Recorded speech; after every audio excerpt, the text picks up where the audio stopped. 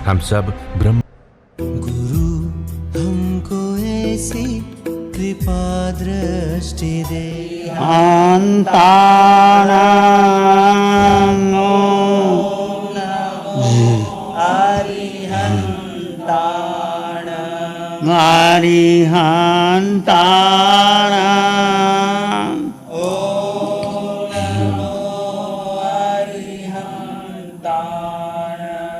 नमो नमो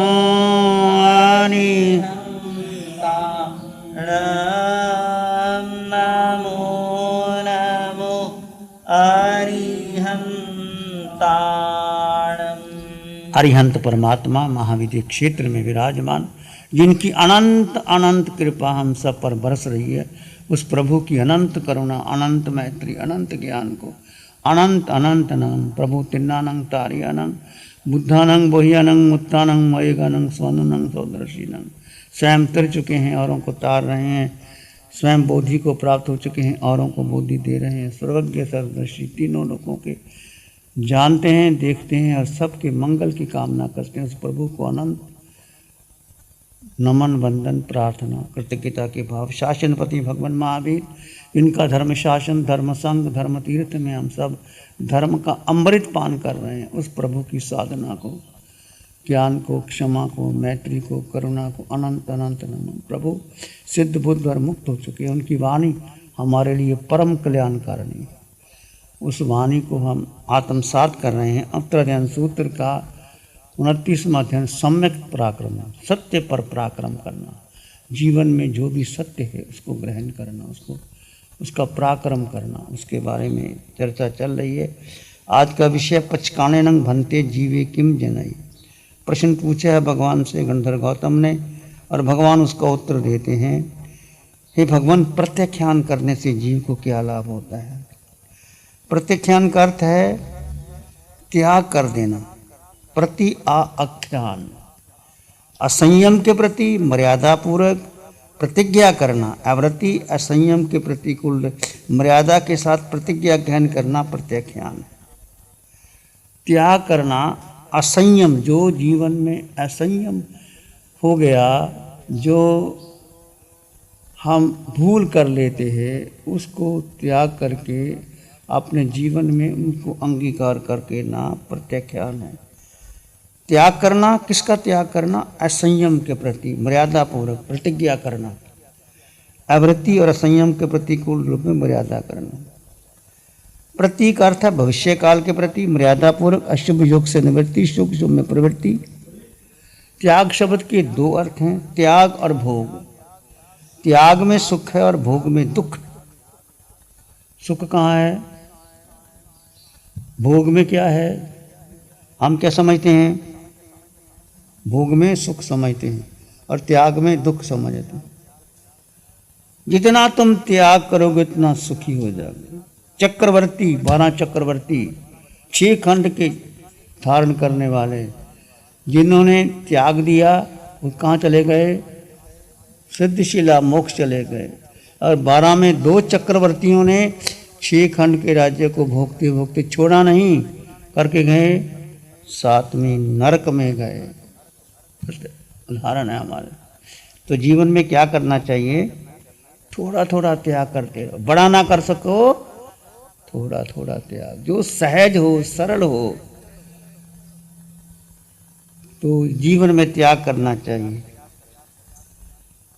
भगवान से पूछा पचकान कैसे क्या लाभ होता है? भगवान ने कहा पचकाने नंग आसव दाराई निरंभई, पचकाने नंग इच्छा निरोहिंग जनाई, इच्छा निरोहिंग गए यंग नंग जीवे, सब दुबेसु विनीय तन्हे सीए भोए ये रही।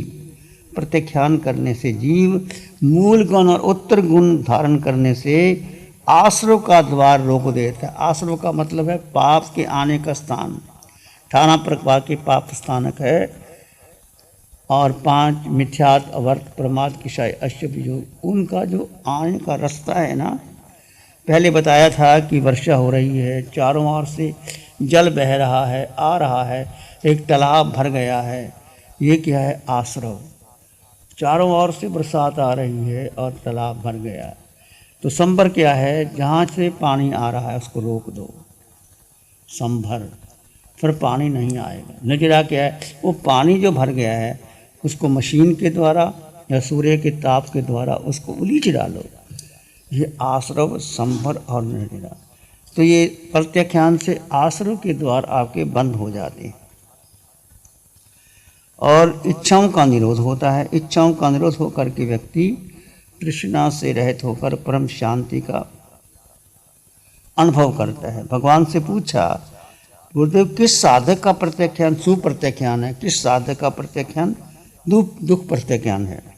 भगवान ने समझाया, जिस साधक को जीव और अजीव का बोध हो गया है। देखो सबसे बड़ी बात, जीव क्या है, अजीव क्या है, पुण्य क्या है, पाप क्या है, धर्म क्या है, अधर्म क्या है, सत्य क्या है, असत्य क्या है, आकार क्या है, निराकार क्या है, इसका बोध हो गया है, ज्ञान हो गया है कि किस उद्देश्य से आप तप कर रहे हैं, प्रत्याख्यान कर रहे हैं, इसकी पूर्ण जानकारी, इसको क्या कहते हैं? ये साधक का सुप्रत्याख्यान है। जिसको पता ही नहीं, जिस साधक को जीव और अजीव का ज्ञान ही नहीं है, अज्ञानता के कारण प्रत्याख्यान करता हो, ये प्रत्याख्यान को मर्म को नहीं समझता, वो दुष्प्रत्याख्यान। ऐसा प्रत्याख्यान करने वाला असंयत, अवृत, एकांत वाला। तो त्यागने योग्य वस्तु दो तरह की होती है, एक तो द्रव्यात्मक, एक है भावात्मक। द्रव्य क्या? अन्न, जल, वस्त्र, भवन, धन, धान्य, परिवार आदि का जितना जितना आप समेट लेते हैं। श्रावक का ये कर्तव्य है कि जो भी उसके पास वस्तु है उसका परिणाम हम कर ले, उसका कम कर ले, घटा दे, घटाते घटाते अपना सीमित कर ले। भावात्मक क्या है? मिथ्यात, अवर्त, परमार्थ, विषय, अष्टभ योग, प्रत्याख्यान करना। परिहरणीयम वस्तु प्रति आख्यानम प्रत्याख्यानम। आचार्य मल्लगिरी आवश्यक वृत्ति में लिखते हैं, अपनी इच्छा से त्यागने योग्य वस्तुओं को त्यागने का संकल्प, अपनी इच्छा से, कि इस विराट विश्व में इतने अधिक पदार्थ हैं जिनकी गणना भी हम नहीं कर सकते। सब वस्तुओं को एक ही व्यक्ति भोगे, यह कभी संभव ही नहीं है कि एक व्यक्ति इस विराट विश्व में सारी वस्तुओं को भोग ले। भोग ही नहीं सकता, चाहे कितनी उसकी लंबी उम्र हो, फिर भी भोग नहीं सकता, क्योंकि मानव की इच्छा असीम है। वह सब वस्तुओं को पाना चाहता है पर वो प्राप्त नहीं कर सकता। इच्छाओं का अंत नहीं आ सकता। इच्छा दिन दुगनी रात चौगुनी बढ़ती बढ़ती चली जाती है। तो प्रत्याख्यान से क्या होता है कि साधक जो अशांति का मूल कारण प्रत्याख्यान करने से आसक्ति और तृष्णा को नष्ट कर देता है। आचार्य भद्रबाहु ने कहा, प्रत्याख्यान क्या है? प्रत्याख्यान से संयम, संयम से आश्रव का निरोधन, आश्रव के अंत से तृष्णा का अंत, तृष्णा के अंत होने से अशुभ भाव संपन्न होता है और प्रत्याख्यान शुद्ध हो जाता है। प्रत्याख्यान के मुख्य के दो उद्देश्य हैं, मूल गुण प्रत्याख्यान, उत्तर गुण। मूल गुण क्या? पंच महाभ्रम। उत्तर गुण 10 प्रकार का प्रत्याख्यान। प्रत्याख्यान के दोष ना लगे इसके लिए 6 प्रकार की विशुद्धि बताई गई है। श्रद्धान विशुद्धि, जो आप प्रत्याख्यान करते हैं उसके बारे श्रद्धा होनी चाहिए आपको, मैं कर क्या रहा हूँ। पंच महाव्रत, 12 व्रत आदि जो लेते हो उसका श्रद्धा, आप श्रावक का तो 12 व्रत लिए है, उसका श्रद्धा से पालन करो। हमने पंच महाव्रत लिए, हम श्रद्धा से उसका पालन करें। फिर एक ज्ञान विशुद्धि, जिन विकल्प, स्तोरिकल्प, मूल गुण, उत्तर गुण आदि प्रत्याख्यान का जैसा स्वरूप है उसको जानना, प्रत्याख्यान करना। विनय विशुद्धि, मन वचन काया से विनय करना। अनुभाषणा शुद्धि, प्रत्याख्यान कर सदगुरु के सम्मुख विनय मुद्रा में खड़े होकर के प्रत्येक, ऐसा नहीं कि बैठे बैठे प्रत्याख्यान दे दो, आपके मन कहीं है प्रत्याख्यान ले, ऐसा नहीं। विनयपूर्वक गुरु के सामने खड़े होकर के हाथ जोड़ करके विनयपूर्वक कि मुझे ये प्रत्याख्यान दे दीजिए। अनुपादना शुद्धि, भयंकर वन में हो, दुर्भिक्ष आदि आ जाए तो रुग्ण अवस्था हो जाए, पर व्रत का उत्साह के साथ सम्यक प्रकार का पालन करना। कई बार ऐसी परिस्थितियाँ आ जाती है जीवन के अंदर, जैसे मान लीजिए आपने रात्रि का चौबहार कर लिया, तो कई बार भयंकर प्यास लगती है, फिर क्या करना चाहिए? पानी पी लो, प्यास लगी है, नहीं, जान चली जाए चाहे पानी नहीं पी। संकल्प होता है कि मुझे त्याग कर दिया, तो कर दिया। जान चली जाए प्राण जाए पर वचन न जाए, जो मुख से निकल गया वो पूरा करना है, ये प्रत्याख्यान का अर्थ होता है। भाव विशुद्धि, पवित्र भाव से राग द्वेष से रहित होकर के प्रत्याख्यान करना चाहिए। प्रत्याख्यान में 3 प्रकार के दोष लगने की संभावना रहती है। प्रत्याख्यान करता है तो उसका समाज में आदर हो रहा है कि नहीं। कोई लोग प्रत्याख्यान करते हैं कि मेरे समाज में आदर मिल रहा है, मुझे मैं तपस्या कर रहा हूँ, लोग मुझे शाबाशी दे रहे हैं, वाह वाह वाह कर रहे हैं। कुछ लोग इस तरह से तपस्या करते हैं। कुछ लोग प्रत्याख्यान कर लिए, उसकी कीर्ति को मुझे धूमल हो जाए, इस प्रकार दुर्भावना से वो प्रत्याख्यान करते हैं। तीसरा कि लोग में मुझे यश फैलेगा, इस तरह से कभी प्रत्याख्यान नहीं करना चाहिए। कितना बड़ा हो गया। प्रत्याख्यान कौन कर सकता है? तो पाप भीरू, डरता हो पाप से कि मुझे पाप लगेगा और मुझे भुगतान देना ही पड़ेगा। विनय संपन्न हो। यदि आप प्रत्याख्यान करते हैं तो 4 बातों का ध्यान रख लेना। पाप भीरू, पाप से डर लगे, कोई भी पाप हो, झूठ बोले, चोरी करे, हिंसा हो, किसी का दिल दुख जाए तो अंदर से लगे कि मैंने दिल दुखा दिया, क्षमा मांग लो। क्या लगता है, क्या फर्क पड़ता है? जब भेद ज्ञान कर देते हो सारे रास्ते खुल जाते हैं आपके। जड़ और जीव का भेद, मैं तो जीव हूँ, मैं जड़ हूँ ही नहीं। भेद विज्ञान की साधना पंचम काल में अरिहंत परमात्मा की कृपा से जो आपको साधना मिली है, भेद विज्ञान करोगे तो सारे के सारे आपके दोष समाप्त हो जाएंगे।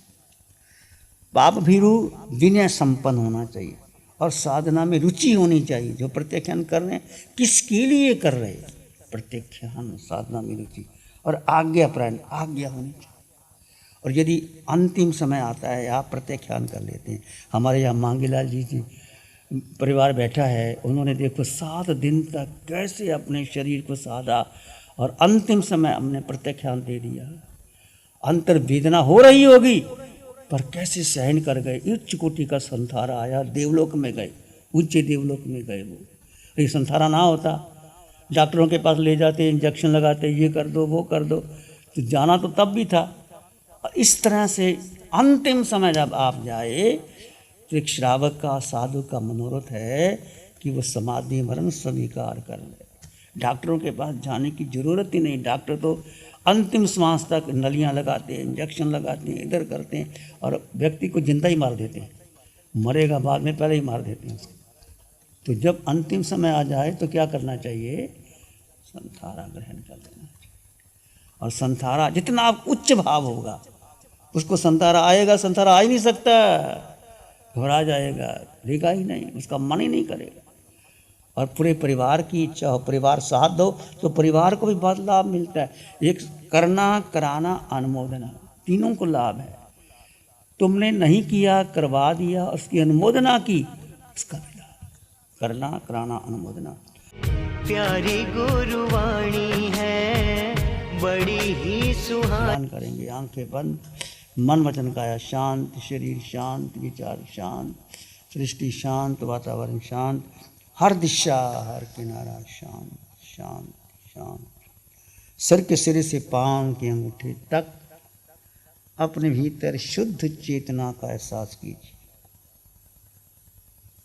तुम केवल केवल केवल केवल आत्मा हो।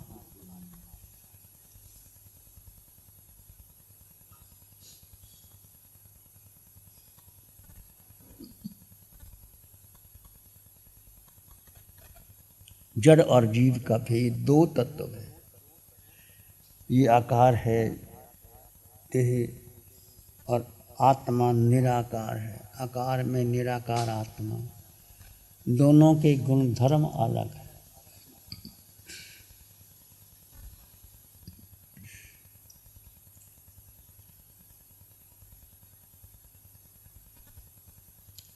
अपने भीतर गहन मौन और शांति का अनुभव करें। विचार आ रहे हैं तो आने दो, जा रहे हैं तो जाने दो। तुम मात्र मात्र मात्र अपने में स्थित रहो। इसी में एक लंबा गहरा सांस लें। अरिहंत परमात्मा के चरणों में अनंत कृतज्ञता ज्ञापन करें। एक और लंबा गहरा सांस। अरिहंत परमात्मा के चरणों में नमन और वंदन। दोनों हाथों को आंखों पे ले जाएं हल्का सा स्पर्श, धीरे से आंखें खोल सकते हैं। नमो अरिहंतानंग, नमो सिद्धानंग, नमो आयर्यानंग, नमो वच्छायानंग, नमो लोय सब साहुनंग, धम्मो मंगल मुखिठम आयंता संयमो तवो देवावित्तं नमं संति दस धम्मे श्यामन। श्री चत्तारी मंगलम, अरहंता मंगलम, सिद्धा मंगलम, साहु मंगलम, केवली पाणत्तो धम्मो मंगलम। चत्तारी लोग उत्तमा, अरहंता लोग उत्तमा, सिद्धा लोग उत्तमा, साहु लोग उत्तमा, केवली पाणत्तो धम्मो लोग उत्तमा। चत्तारी शरणं पवज्जामि, अरहन्ते शरणं पवज्जामि, सिद्धे शरणं पवज्जामि, साहु शरणं पवज्जामि, केवली पाणत्तं धम्मं शरणं पवज्जामि।